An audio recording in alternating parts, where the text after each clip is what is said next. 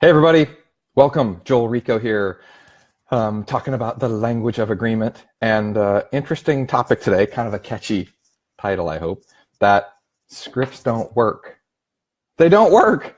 Scripts don't work in high close ratios. So are there places in which a script can be successful? Sure.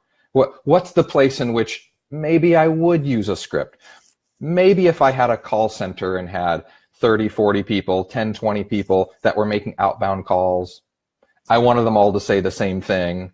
I wanted them all to sharpen the same message. There needs to be some continuity. Yeah, okay. There needs to be some sort of commonality that they're saying sort of the same thing. At a low level, yes, that might be helpful. I want everybody to say the same thing. I want the same message to go out. Yet this is the thing where this is the reason why so many people say that sales and real estate in particular, it's a numbers game. You need to talk to hundreds of people to get 3 or 4. So if you make 100 calls and you get this many conversations, from 100 to this many conversations to this many possibilities to this many closes. So when you're all said and done, you might be getting 1 out of 100, 1 out of 2 or 300, a couple. This is because the scripts are only going to work for a certain portion of the people. What if instead of a script, what options do you have? I don't know. Maybe we could just talk to people. Maybe we could just, host a conversation. Let me adjust this just a bit. Maybe we could host a conversation that we could facilitate discovering what people needed. Maybe we could ask them questions to see if we could qualify them as a potential. Maybe we could elicit their values and find out, what do they want? Is what they want something I can deliver? Feel how different this is than a script. So before I get too deep into this, ask yourself this question. When I'm getting a message here from my marketing guy, not scripting, I can't read what that says. So ask yourself this question. With calming an upset person, got it. So ask yourself this question. When somebody calls you, like I get these calls all the time. Somebody calls you and says, hey, this is Fred at AT&T, and we have these great long distance things, and how often do you call Canada? And they start pitching you with the script. How does that feel for you? How does that show up for you? Do you like it? Does it feel authentic to you? No. Does it feel like they're looking out for your best interest? No. So how do we manage this? So one of the things that we're going to do today is we're going to talk about the difference between having a canned script. Like I keep saying this, no matter who picks up the phone, I say the same thing. And what response do we get from people? So most of the time that doesn't sit well with me. So what happens when you're talking to somebody, whether it's right out of the gate or deep into the conversation, and they get upset, right? They get upset and they're agitated. What's going on? Why are they upset and agitated? I have to put these on to read the fine print here. Gotcha. So when you're talking to a client, a prospect, and they're hot under the collar, and they're ticked off, and they're mad, and they're yelling, and they're upset, what do you do about that, right? If they're mad, and you just, yep, and then, and you just keep reading your script, is that going to help? It's going to make it worse. So what is it that causes people to get mad? What causes them to get upset? I think one of two things are really driving upset in other people. One, in the sales model, one thing that's driving upset in other people is commonly whoever they spoke to before you was rude and nasty and didn't listen and whatever, and hung up on them. And then you just happen to be at the right place at the right time. You call and they're mad and you just happen to be the next one that calls. And you identify yourself as a salesperson, a real estate broker, whatever. The last one they spoke to was a jerk, and so they're unleashing all that on you, right? So maybe you're just in the right place at the right time. I think the other thing, I know, the other thing that causes a lot of upset in people is They feel like you're not listening. You're not listening. And so this is the thing why I keep saying scripts don't work. And if people are upset, and the more upset they are, the more you stick to the script, the more upset they get, because reading the script demonstrates that you're not listening. So ask yourself this question. If your dear, dear friend was upset, what would you say? What would you do? How would you respond?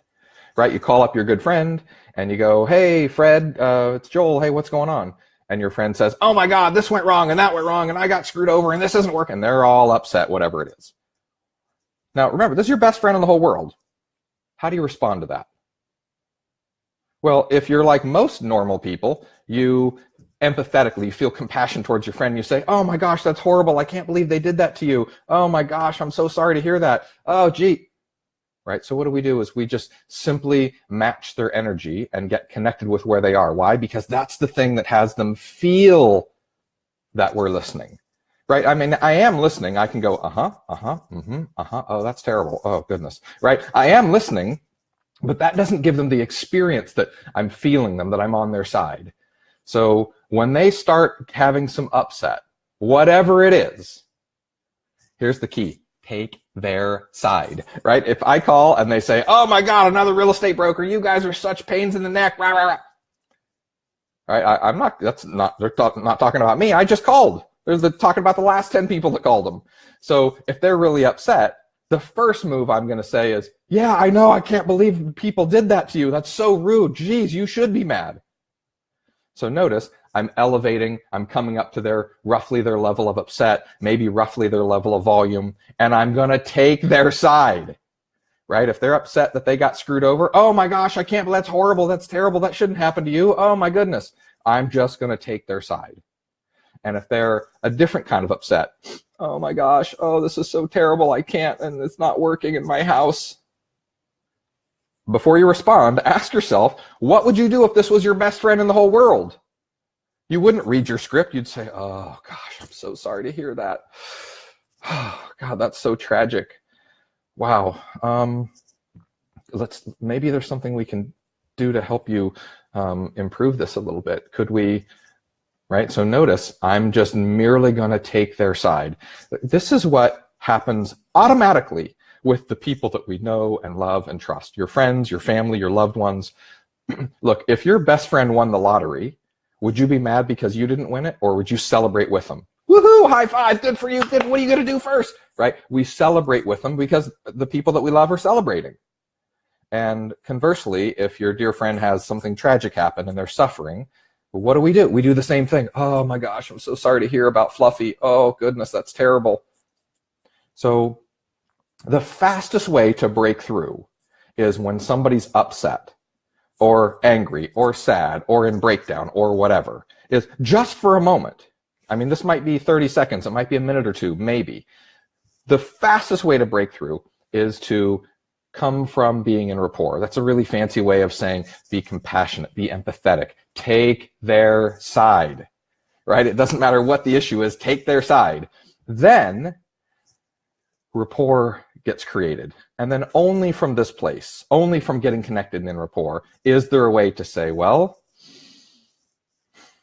maybe we could try this. Maybe a solution for you could be that.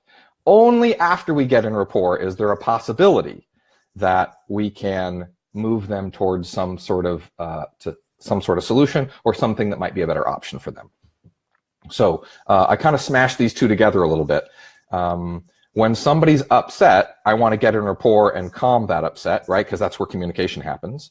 Nothing happens when we're yelling at each other.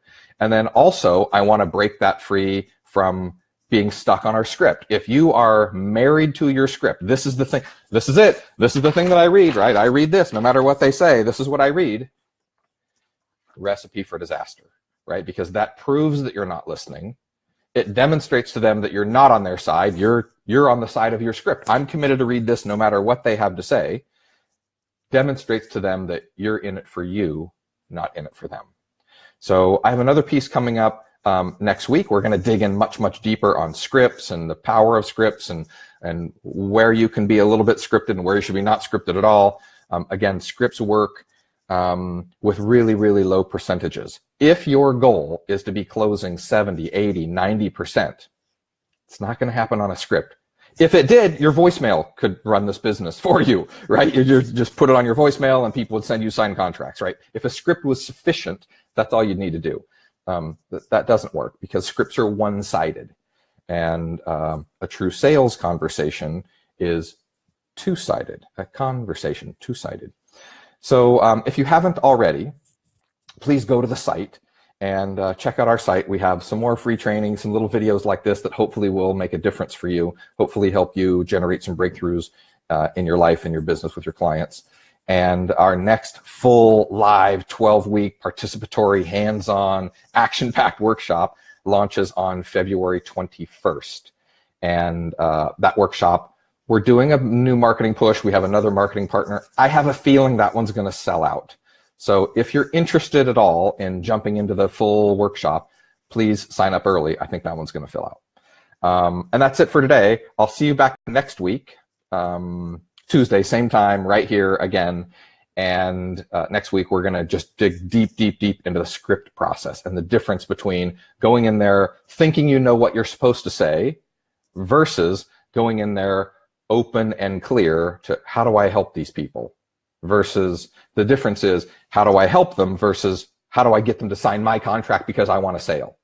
Makes all the difference in the world. So that's it for now. Thank you for being here. Have an extraordinary day.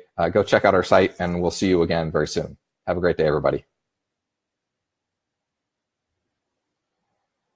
And let's see, did that thing turn off?